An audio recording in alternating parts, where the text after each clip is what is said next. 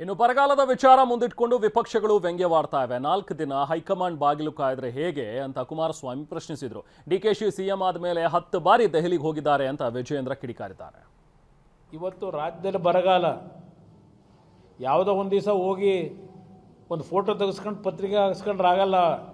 ಮುಖ್ಯಮಂತ್ರಿಗಳಿಗೆ ಹೇಳಲಿಕ್ಕೆ ಬಯಸ್ತೀನಿ, ಯಾವುದೋ ಒಂದು ಹೊಲದಲ್ಲಿ ನಿಂತ್ಕೊಂಡು ಫೋಟೋ ತೆಗೆಸ್ಕೊಂಡು ಏನಪ್ಪ ಇಷ್ಟೊಂದು ಮುತುವರ್ಜಿ ವಹಿಸಿ ರೈತರ ಪರವಾಗಿ ಏನು ಹೋಗ್ಬಿಟ್ಟವ್ರೆ ಅಂತ ಹೇಳಿದ್ರೆ ಆಗಲ್ಲ. ಇಲ್ಲಿ ಆತ್ಮಹತ್ಯೆ ನಡೀತಾ ಇದೆ ಪ್ರತಿದಿನ.